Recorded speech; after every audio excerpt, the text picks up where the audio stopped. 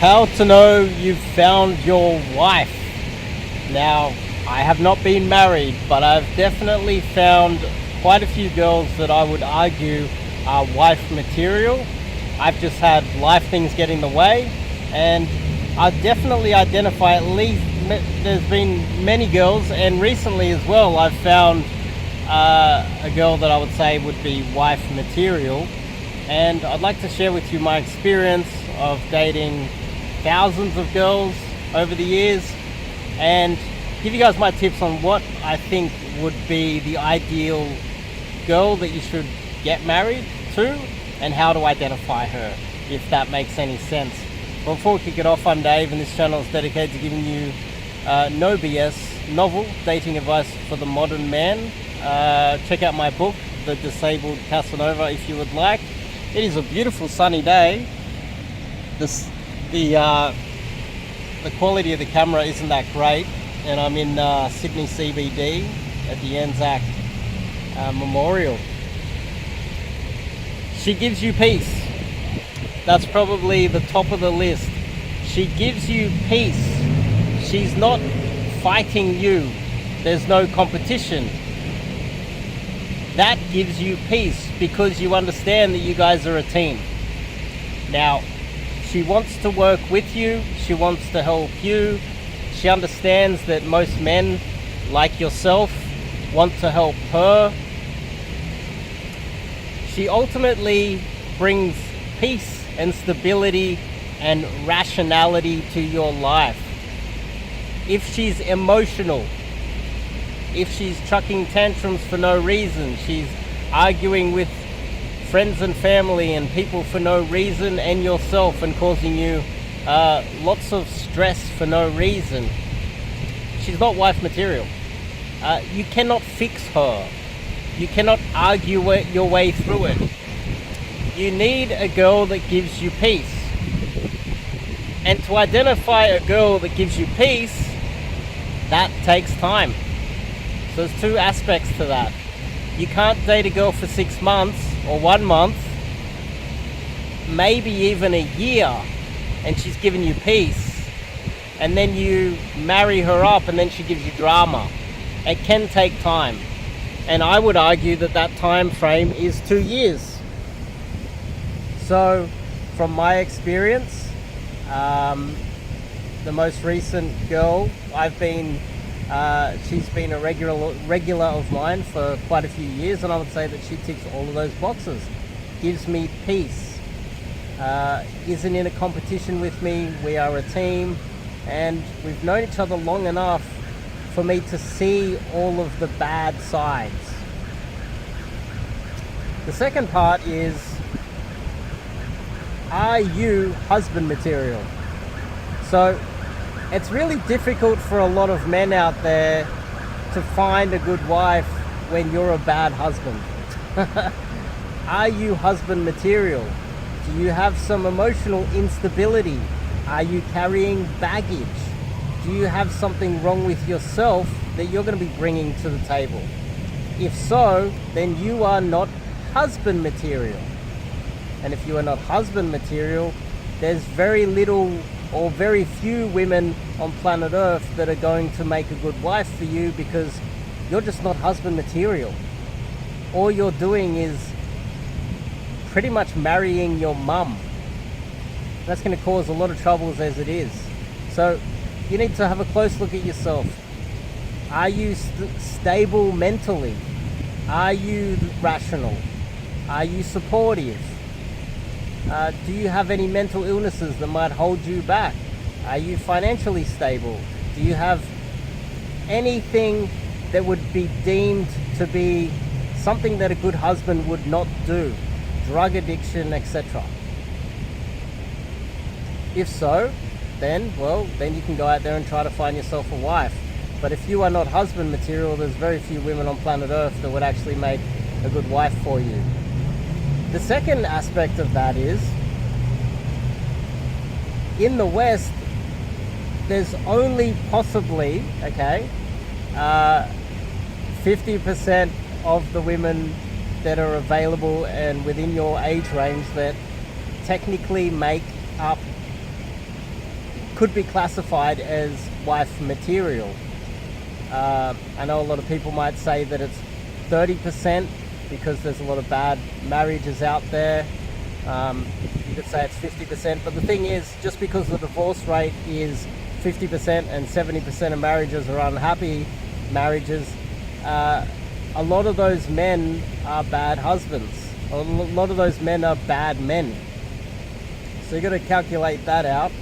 I would say quite a lot of women would make good wives, but just to be safe, to find the perfect one, maybe 30%. Maybe 30%. I'm just throwing some random statistics out there that haven't been checked. Let's just say 30%.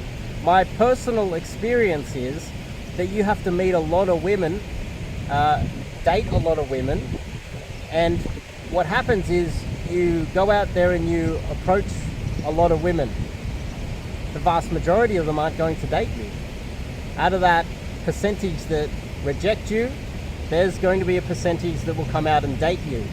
Then after dating you, a percentage are not going to come back. The percentage that come back, you might sleep with her a few times, or a one-night stand, which is very common these days in the West, where women are actually more likely to look for a one-night stand than men.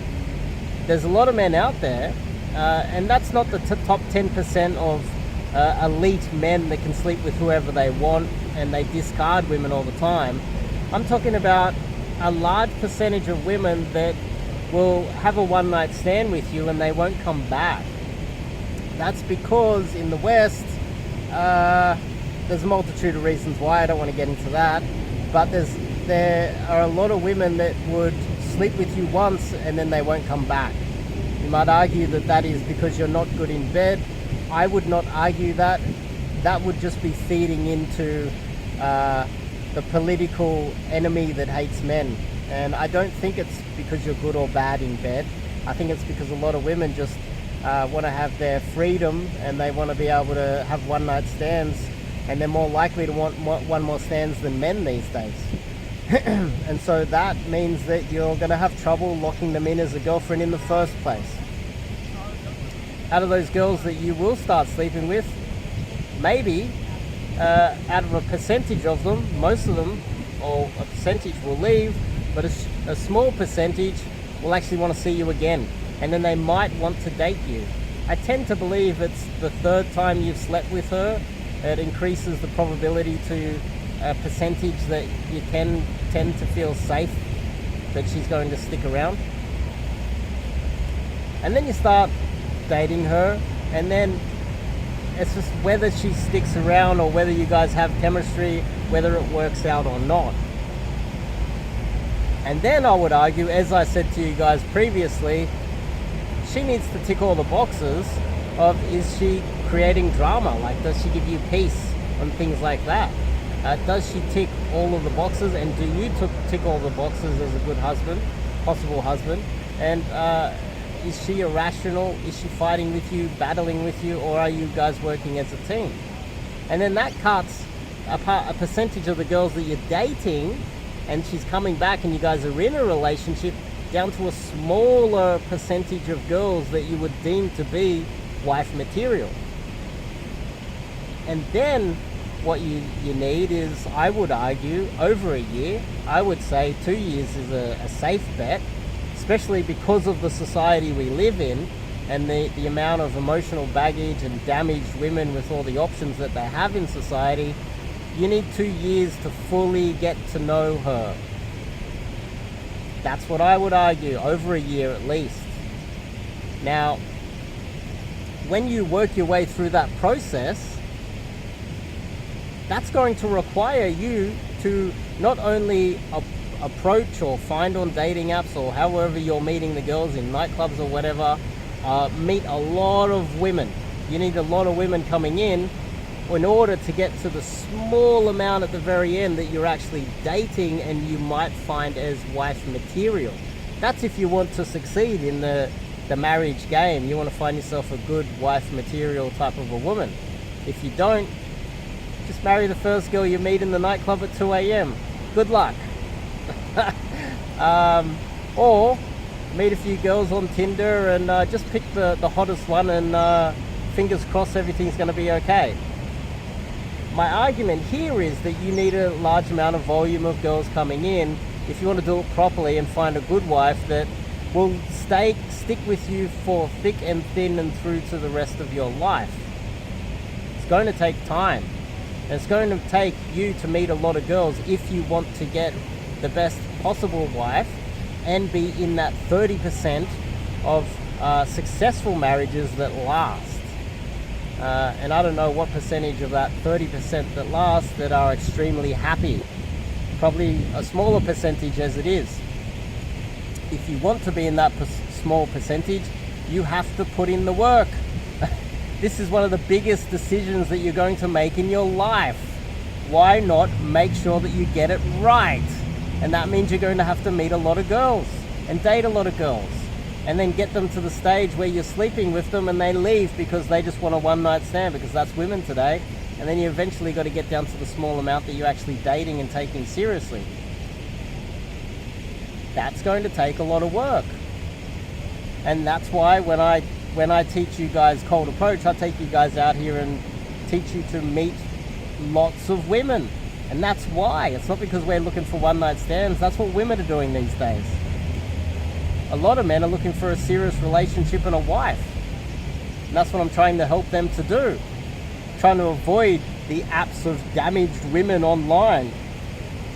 The drunken, emotionally damaged, not all, but some whores in the nightclubs. So then we get to, if you're looking for a wife, this is going to take a lot of work. You would have to do it properly if you want to be successful. It's one of the most important decisions of your life. And unfortunately, this is possibly the best way to do it. And it's going to take a lot of work. So, I could go into a lot more depth on this, but this video is already long enough as it is. But you kind of get the basics of what I'm saying here. We've covered quite a bit of ground here. The other aspect is you might have, I will throw one more thing in. Here's the bonus one. Guys often say that you need to marry the ugly girl.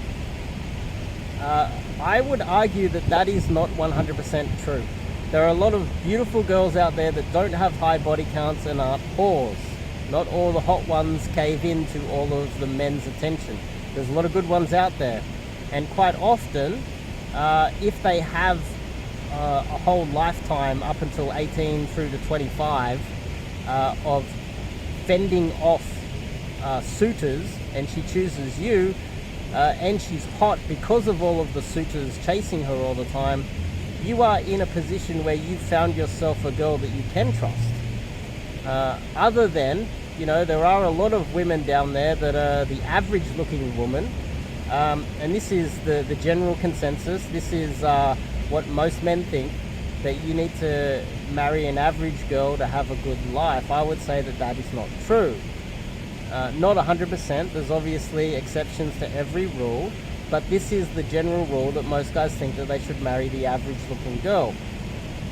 I would argue that the average looking girl would have, if she slept around a little bit, she might have slept with a bunch of guys that are way more better looking than her, and she'll be carrying that damage and that baggage with her. She'll be pining after the guys that she lost. So I would argue that the average girl, you're more likely to have mental baggage and damage. So then we come back to the original thing. You need volume, you need to meet a lot of girls and need to date a lot before you can at least find a half decent one. That's going to take time and effort. And I would argue that the good-looking girl that has a lot of experience in fending off so many men that are always trying to pick her up and date her, and she's used to that and she chooses you, is more likely, as long as she passes the other tests, that you guys work as a team, she doesn't cause you drama and have all these emotional issues, she gives you peace, you trust her, and you're actually husband material yourself. And there's a whole load more other things that I would look in a wife, and you've got the 2 years to really get to know her. That would be a far better option. The better looking girl is more solid, I would say, not just because your loins want the hot girl. It's because she's more loyal because she's just used to fending off men all the time. So anyway, I can go in a lot more depth in this one, but I think I'll leave it at that because this video is too long as it is. I'll see you guys in the next one.